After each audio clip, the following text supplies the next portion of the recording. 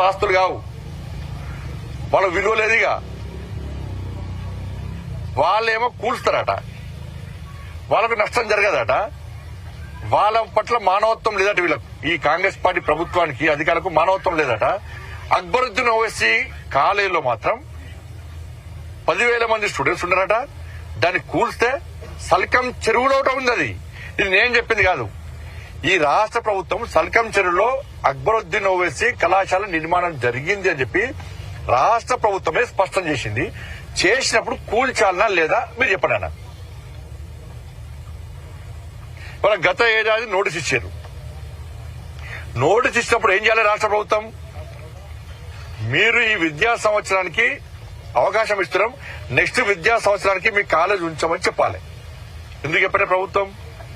చెప్తే ఆ విద్యార్థులు అందరూ కూడా వేరే కళాశాలలో షిఫ్ట్ చేసేవాళ్ళు కదా. చెప్పరు. ఇది ఓట్ బ్యాంక్. ఎంఏం పార్టీ కొమ్ము కాస్తే ఓట్ బ్యాంక్. ఎందుకు కూర్చున్నారు? పేదల ఇళ్లకు ప్రాణాలకు విలువ లేదా? పేదల ఆస్తులకు విలువ లేదా? వాళ్ళ పట్ల మీకు మానవత్వం లేదా? ఒక్క ఓవైసీ కుటుంబం పట్లనే మానవత్వం ఉందా? వాళ్ళ ఆస్తులు వాళ్ళలో చదువుకునే విద్యార్థులు మాత్రమే. ఇలా విద్యార్థులకు అన్యాయం చేయాలని మూర్తలే మేము. విద్యార్థులకు న్యాయం చేయాల్సిందే. ఇతర కాలేజీ షిఫ్ట్ చేయాలి. ఆ దమ్ము లేదు రాష్ట్ర ప్రభుత్వానికి. ఇలా కానిస్టేబుల్ మీద దాడి చేస్తారు, వాళ్ళకు ఒత్తాస వస్తుంది ప్రభుత్వం. ప్రభుత్వ జాగాలు కబ్జా చేస్తారు వాళ్ళకు ఒత్తాస వస్తుంది ప్రభుత్వం. ఓవైసీ కుటుంబానికి ప్రైవేటు జాగాలు కబ్జా చేస్తారు, వాళ్ళకు ఒత్తాస వస్తుంది ప్రభుత్వం. కరెంటు బిల్లు కట్టరాళ్ళు ఓసిట్లా, వాళ్ళకు ఒత్తాస వస్తుంది ప్రభుత్వం. తీవ్రవాదులకు స్థావరాలు ఇస్తారు వీళ్ళు. ఓవైసీ కళాశాలలో విద్యార్థులను తయారు చేస్తున్నారంటే ఎవరైతే తీవ్రవాదులతో సంబంధం లేవో వాళ్ళకు ఉద్యోగాలు ఇస్తుండదు. అలా ఇది నేను చెప్పింది కాదు. అరెస్ట్ చేసి తీసుకుపోయి కలిసి ఇదెక్కిరి ఆలోచన తెలంగాణ సమాజం గుర్తించాలి. దీన్ని రాష్ట్ర ప్రభుత్వం యొక్క ఓట్ బ్యాంక్ రాజకీయాలను ఇలా తెలంగాణ సమాజం, హిందూ సమాజం గుర్తించాల్సిన అవసరం ఉంది. హైడ్రా విషయంలో ఎంఏం పార్టీ నాయకుల ఆస్తులకు ఎగ్జంప్షన్ ఇచ్చారా మీరు? వాళ్ళు కబ్జాలు చేసుకోవచ్చా? చెరువులు జాగలు అన్ని అన్ని కబ్జా చేసుకోవచ్చా? పేదల ప్రాణాలకు పేదల ఆస్తులకు విల్లలేదా? హైడ్రా గొప్పదని చెప్పుకున్నటువంటి రాష్ట్ర ముఖ్యమంత్రి గారు దీని మీద స్పందించాల్సిన బాధ్యత మీ మీద ఉంది. ఇది మంచి పద్ధతి కాదు. దాంతోపాటు ఇంతకుముందే తెలిసింది మాకు, నిన్న ఏబిఎన్ రాధాకృష్ణ గారు ఒక స్టోరీ రాశారు. సరే, ఒక టీవీ ఒక ఛానల్ కాదు, మొన్ననే మహా టీవీ ఛానల్ మీద దాడులు చేశారు. మళ్ళా ఈ రోజు కేసీఆర్ జాగిరా తెలంగాణ అని చెప్పి ఒక ఎడిటోరియల్ రాస్తే ఏబిఎన్ ఆంధ్రజ్యోతి మీద దాడి చేస్తామని చెప్పి బీఆర్ఎస్ వాళ్ళు అన్నారట.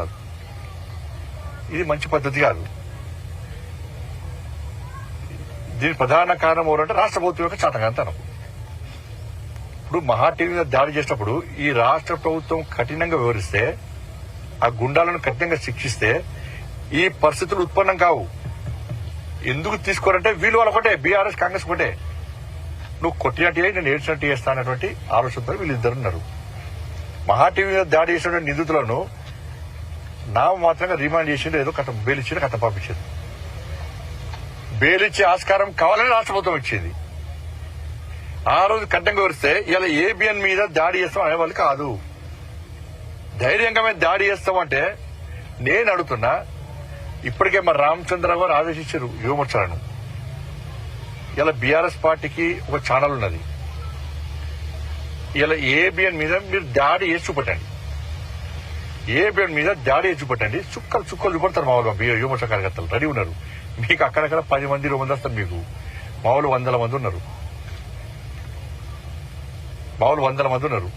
ఏబిఎన్ కాదు, ఏ ఛానల్ మీద దాడి చేసే ప్రయత్నం చేసినా బీఆర్ఎస్ లకు భారతీయ జనతా పార్టీ చుక్కలు చూపడుతున్న విషయాన్ని బీఆర్ఎస్ పార్టీ గుర్తించుకోండి. నీ గుండాయిజం, నీ అయ్య గుండాయిజం ఈ తెలంగాణ రాష్ట్రంలో నడువు రాసిపెట్టుకోవడం, ఇంకా నీ అయ్య జాగిరి, నీ జాగిరి ఉందని చెప్పి ఉవ్విలుడుతున్నారు. ఇంకా అహంకారంతో మాడుతున్నారు. మొన్న కేసీఆర్ కొడుకు చూస్తే బీజేపీ వాడు, కాంగ్రెస్ వాడు, కాంగ్రెస్ వాళ్ళు పడతారు, మీరు వాళ్ళు కూడా పడతారు.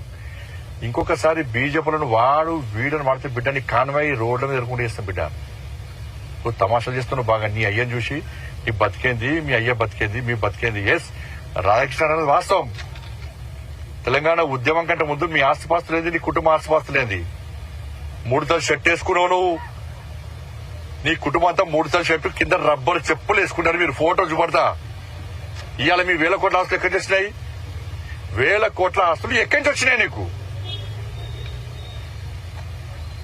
నువ్వు కేసీఆర్ కుటుంబం ఎన్ని లాంటి దెబ్బలు తిన్నది తెలంగాణ ఉద్యమంలో? ఎన్ని కేసుల్లో మీ మీద, ఎన్నిసార్లు చేలిపోయారు మీరు, మీ కుటుంబం?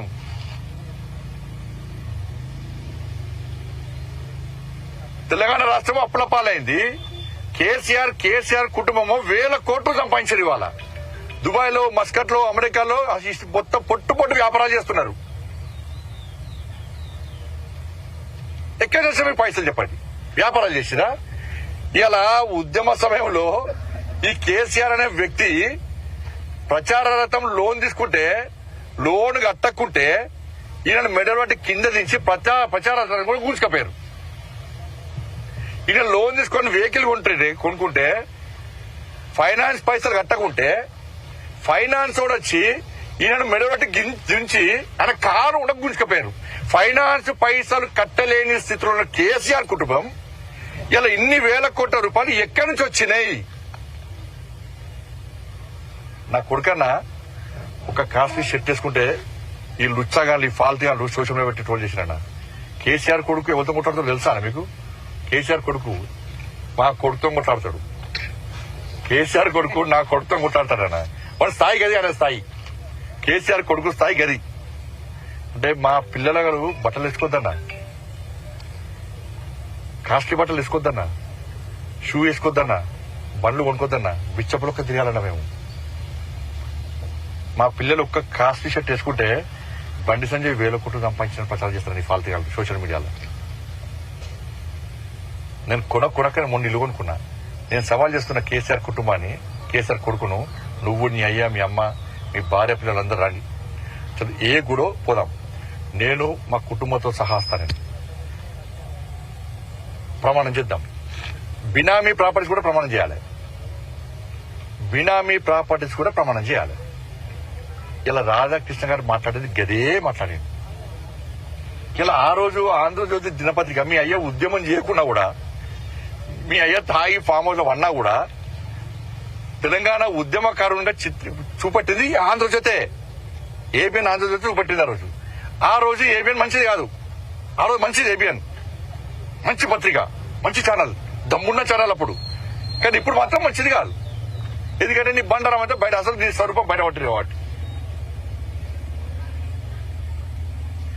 జేఏసోలు ధర్నాలు చేస్తే, బహిరంగ సభ పెడితే, సందర్భ రోడ్ సడేమేలక వీళ్ళు ఒక్కడే పింక్ కలర్ జెండా పెడితే ఇదే ఆంధ్రజ్యోతిలో టీఆర్ఎస్ పార్టీ బహిరంగ సభ అని రాశారు. ఆ రోజు మంచిది ఆంధ్రజ్యోతి ఏబిఎన్. ఈ రోజు మంచిది కాదు.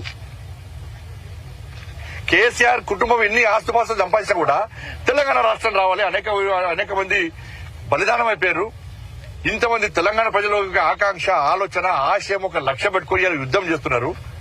ప్రపంచంలోనే యుద్ధం ఇలా ప్రపంచం అంతా హర్షిస్తున్నది, ఆశ్చర్యపోతున్నది. కానీ ఇటువంటి ఉద్యమానికి మనం కూడా బాసరగా నిలవాలని చెప్పి ఆ రోజు ఏపీఎన్ ఆంధ్రజ్యోతి, నువ్వు ఎన్ని తప్పులు చేసినా కూడా, నువ్వు ఎంత నటన చేసినా కూడా, నువ్వు నటనలో జీవించే ప్రయత్నం చేసినా కూడా, మరి ఇదే ఏబిఎన్ ఆంధ్రజ్యోతి నేను కొత్త పైకి లేపింది. అప్పుడు మంచిది.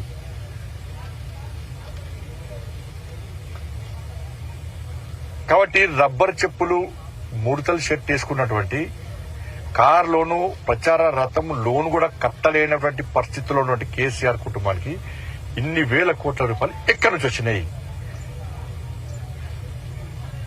కాళేశ్వరం చంపే ఇప్పుడు ఈ ప్రభుత్వం ఏంది? ఈ ప్రభుత్వం చేతకాదు. ఫస్ట్ రేవంత్ రెడ్డి సర్కారు చేతనావస్థలో ఉన్నది, చాతకంతనంలో ఉన్నది. ఏం చేస్తారు? దాడి చేస్తా అంటే దాడి చేస్తాను తీసుకుపోయి పొక్కలేసి వాడిని ఈ పంత మడసం పక్కనట. ఏబిఎన్ కార్యాలయానికట సెక్యూరిటీ ఇస్తారట. ఇటు ఏబిఎన్ కార్యాలయానికి ఇస్తారు, అటు టీవీ ఛానల్ కూడా ఇస్తారు రక్షణ. వాళ్ళు కూడా రక్షణ ఇస్తారు, ఫుల్ పోలీస్ పెట్టాలని పెడతారు. ఈ సిస్టమ్ ఏదో అర్థం కాదు, వీళ్ళ ఆలోచన ఏదో అర్థం కాదు కాంగ్రెస్ పార్టీ ప్రభుత్వానికి.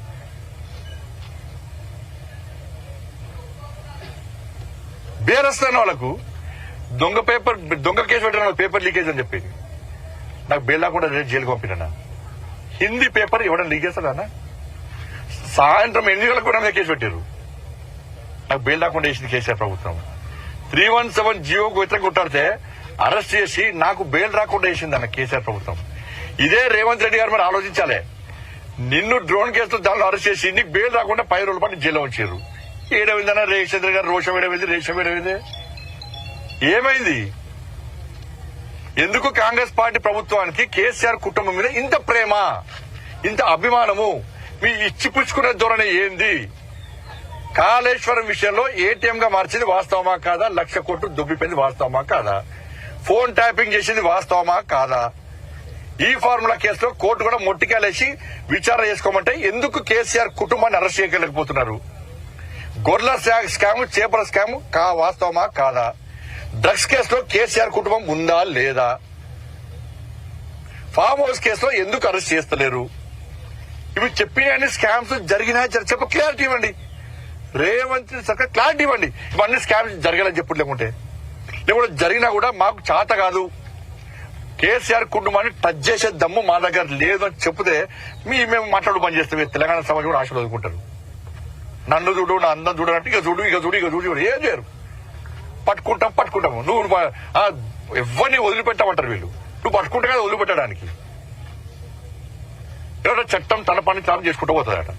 ఏం చట్టం? నీకు చట్టం కేసీఆర్ కు చుట్టమైపోయింది తెలంగాణ రాష్ట్రంలో. మేము మళ్ళీ చెప్తున్నాను, ఒక హోమ్ మినిస్టర్ చెప్పొద్దు ఇది, కానీ బీఆర్ఎస్ పార్టీ అరాచకాలను కాంగ్రెస్ పార్టీ ప్రభుత్వం అణిచివేసే ప్రయత్నం చేస్తలేదు, అడ్డుకునే ప్రయత్నం చేస్తుంది. కాబట్టి ఇప్పుడే నేను స్టేట్మెంట్ ఇచ్చిన మా రాష్ట్ర అధ్యక్షుడు రామచంద్ర గారు ఇప్పటికే బీజేవైఎం కార్యకర్తలు ఆదేశించాడు. రామచంద్ర గారు మా రాష్ట్ర అధ్యక్షుడు ఏబిఎన్ కార్యాలయం మీద చెయ్యి వేసిన 2 గంటల లోపల నీ టీఆర్ఎస్ భవన్ మీద పక్క దాడి చేయాలని చెప్పి, దాడి చేస్తామని చెప్పి మా రామచంద్ర గారు మా యువమోర్చా కార్యకర్తలు ఆదేశించాడు. నేను సవాల్ చేస్తున్నా, చలో నీ క్యాడర్ రమ్మను, మా క్యాడర్ వస్తుంది. నీ కిరాయి గుండె రమ్మను, మా కట్టర్ క్యాడర్ రెడీ అలా. ఏ ఛానల్ మీద దాడి చేసినా కూడా పక్క ప్రతి దాడులు చేస్తారని కూడా మా రాష్ట్ర అధ్యక్షుడు ఇలా వార్నింగ్ ఇచ్చింది. కాబట్టి బీఆర్ఎస్ పార్టీ చాలా జాగ్రత్తగా ఉండాలి. నేను మళ్ళీ చెప్తున్నాను, మీ ఊకదంపుడు హెచ్చరికలకు, దాడులకు ఇలా తెలంగాణ సమాజం భయపడది. ఏదో 10 మంది 20 మంది పోయి టక్క రాలేస్తే పైన మన మాట మీద రాలేసిరన్న పైన స్టాఫ్ ఉంటారు, వాళ్ళకేం సంబంధం? తలకాల వాళ్ళకి కిందికి పట్టం రాలేస్తే లోపల ఉంటారు, నీకేం తెలుసు? సిగ్గుండాలే, కొంచెం సమర్థించడం సిగ్గుండాలే. కిందికెళ్ళి రాలేస్తే లోపల పిల్లలు ఉంటారు, అమాయకులు ఉంటారు, తలలు వెళ్తాయి, దెబ్బలు ఏడవుతో తెలియదు. దాంట్లో రాళ్ళేస్తారు, పోతారు, అయిపోయారు. వాళ్ళని ప్రభుత్వం కాపాడుతుంది కాంగ్రెస్ పార్టీ ప్రభుత్వం.